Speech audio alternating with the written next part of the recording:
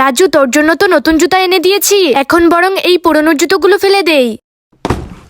আরে এই জুতোগুলো তো ছোট সাইজের, আমার মেয়ের হয়ে যাবে। এক কাজ করি, এই বক্সের ভেতর এই জুতোগুলো ভরে নিয়ে যাই। এই জুতোগুলো দেখে আমার মেয়ে অনেক খুশি হয়ে যাবে। মিষ্টি, দেখো তোমার জন্য নতুন জুতা এনেছি। ওয়াও মা, তুমি আমার জন্য নতুন জুতা এনেছো। এই নে, এখন তোকে আর খালি পায়ে থাকতে হবে না, আর তোর পায়ে এখন থেকে কাটাও ঢুকবে না। মা, আমি ঘুরে আসছি।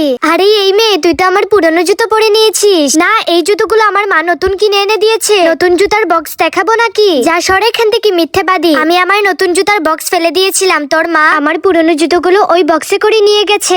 এইগুলো তোমার পুরনো জুতো? কিরে রাজু, তুই ওই মেয়েটাকে এসব বলেছিস কেন? মা নতুন বক্সে করে আরেকজনের পুরনো জুতো আমাকে এনে দিয়েছিলে। আরে এই কথা মিষ্টিকে কে বলে দিল? আরে না মেয়ে, তোমার মা তোমার জন্য নতুন জুতাই কিনে এনেছিল। এই দেখো আমার ছেলের জুতার বক্স। ও মিথ্যে কথা বলেছিল। কি, তোমরা সত্যি বলছো? হ্যাঁ, আমাকে ক্ষমা করে দাও, আমি এমনি তোমার সঙ্গে মজা করেছিলাম। বন্ধুরা, তোমরা এই ভালো লুকের জন্য চ্যানেলটি সাবস্ক্রাইব করে দাও।